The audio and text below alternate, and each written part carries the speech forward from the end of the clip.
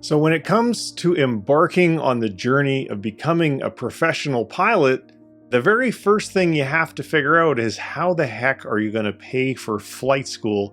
And in this video, I'm going to share with you the multitude of ways that are available to the average Joe to help finance the costs of flight school. So if you're ready to dive into it, let's do it.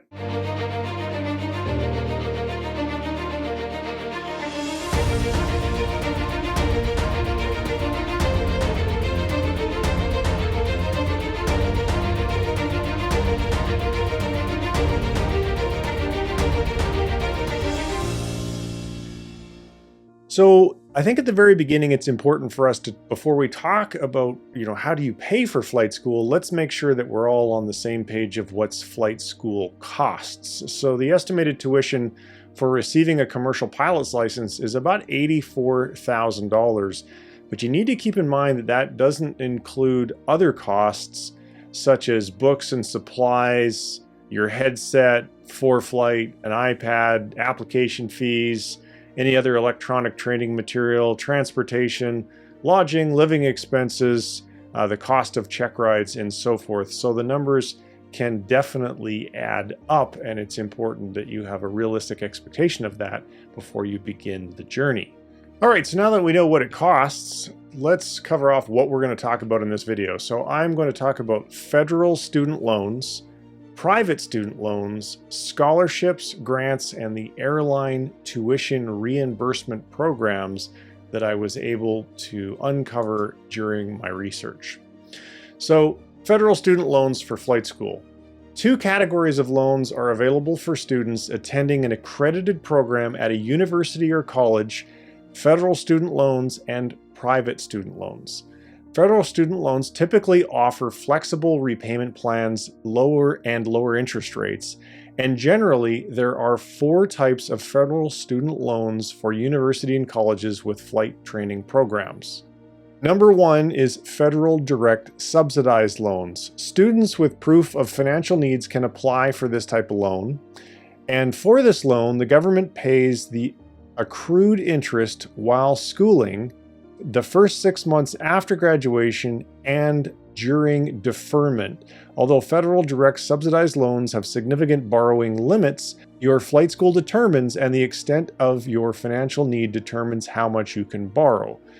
Pros of this type of loan: doesn't require a credit check and offers the lowest loan fees and interest rates among other types of federal student loans. The cons is that parents cannot directly apply for the federal direct subsidized loan. Number 2, federal direct unsubsidized loans. Also for students with proof of financial need, the federal direct unsubsidized loans, unlike subsidized loans, include financial need requirements students must fulfill to qualify. The major difference between federal direct subsidized and unsubsidized loans is that for the latter, the federal government doesn't pay the accrued interest during school or grace period unless added to the loan balance during repayment. Pros: doesn't require a credit check, includes a lower interest rate, allows access to all federal benefits. Cons: includes the loan fee, and students might not be able to borrow enough. Number 3, federal direct plus loans. This type of federal loan for flight school conducted within a college or university program is available to graduate students and parents of undergraduates. Students often take federal direct plus loans after borrowing the maximum in federal unsubsidized direct loans, while parents take the loan to help their child finance flight school costs or need the programs the loan offers, such as public service loan forgiveness, income-driven repayment plans, etc. The pros: although limited, the repayment option is usually flexible, offers interest rates lower than private student loans for flight school. Parents with kids in colleges and universities authorized by the government for federal aid can apply. And cons: fewer repayment options and requires a credit check. Number 4, federal direct consolidated loans. Federal direct consolidated loans allow student borrowers to combine their federal student loans into one, plus a fixed interest rate and average of the interest rates on all federal loans rounded off to the nearest 1/8%. However, this doesn't translate into a lower interest rate. Instead, it opens all forgiveness and repayment options. Pros: fixed interest rate, multiple repayment options, one payment, no minimum to qualify or maximum amount for consolidation, automatic debit. Cons: interest rates usually higher over time, no do-overs, no grace period, and private loans can't be consolidated. Now let's talk about private student loans for flight school. Private flight schools outside of a college or university program are ineligible for student loans offered by private lenders because they aren't attached to a university and aren't offering degree programs. Nonetheless, a few lenders still count them eligible for their private student loans to cover flight school costs. Number one is the Sallie Mae Flight School Loan. This loan is specially designed for students attending schools that offer trade certificates or professional training. Flight schools do fall under this umbrella. A Sallie Mae Flight School Loan lends $1,000 up to 100% of your school's cost of attendance with terms for 10 to 15 years. Pros: offers 0.25% as a discount on autopay, and you can borrow 100% of your school's cost for attendance. So for example, if you're applying to the ATP school, they are one of the schools that uses the Sallie Mae loan. Now, what I don't know for sure, and I think you'll need to do a little bit more research, is if you're applying to a school that doesn't have a loan program in place, I don't think that precludes you from using a Sallie Mae loan. You may just have to apply to Sallie Mae direct. Cons: doesn't disclose the minimum credit or income requirements, includes only 2 repayment options, and it can be difficult to qualify in recent years. Number 2 is the Wells Fargo Flight School Loan. The Wells Fargo Flight School Loan offers both fixed and variable interest rates and includes strict borrowing limits. Borrowers or their cosigners must have great credit history to qualify for a flight school loan from Wells Fargo. The major advantage of this loan is its zero application or origination fee. Pros: doesn't include an application or origination fee, and Wells Fargo may forgive parent loans for a disabled child. Cons: there's a strict limit on how much you can borrow. Rates are usually higher than other private loans and federal loans for flight schools, and it includes just one repayment option. Number 3, AOPA Finance Flight Training Loans. So according to the AOPA Finance website, credit and approval rates for flight school loans are dependent upon the credit history, income, and obligations of the applicant and co-borrower, if any. You must have a minimum credit score of 660 to secure a flight school loan from AOPA, but you can receive a loan up to $100,000 with an APR between 9.99 and 11.99%. Now, obviously, those rates are subject to change depending upon when you're watching this video.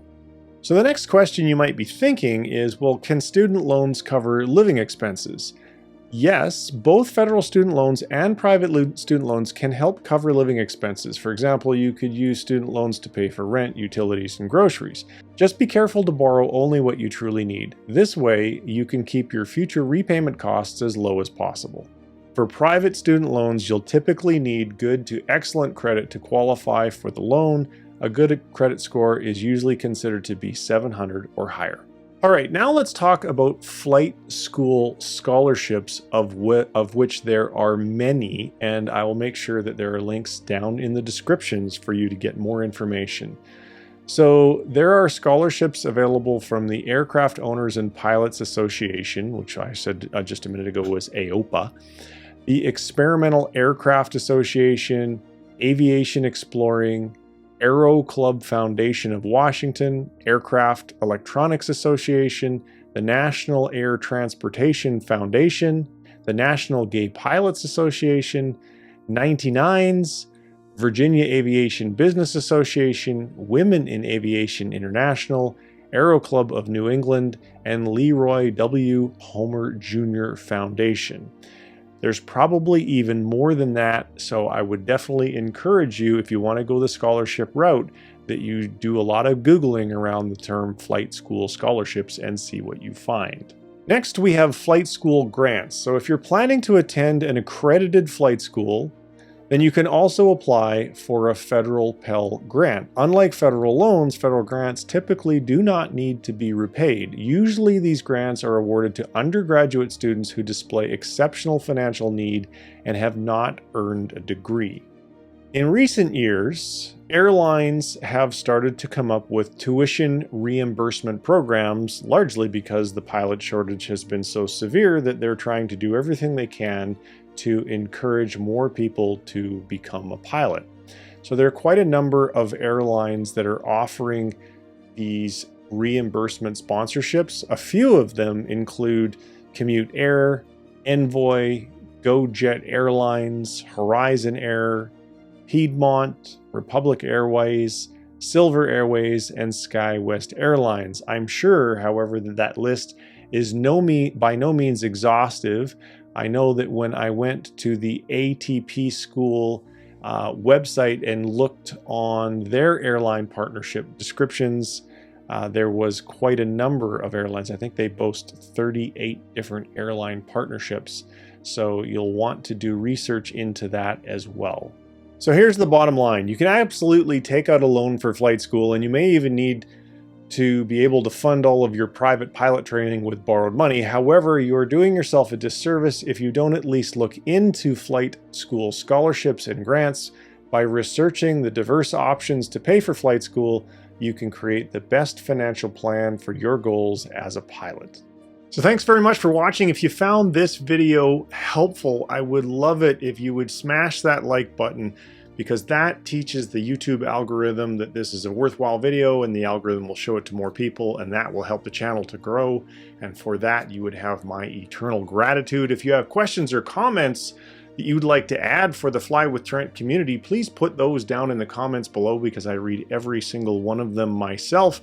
And finally, if you'd like to see more videos like this one, and this is your first one, consider becoming a subscriber by clicking that subscribe button, and then as well the little bell, so you get notifications when I have launched new videos. If you'd like more information about me, please visit flywithtrent.com. Thank you very much for watching. We'll see you in another video soon. Take care. Bye-bye.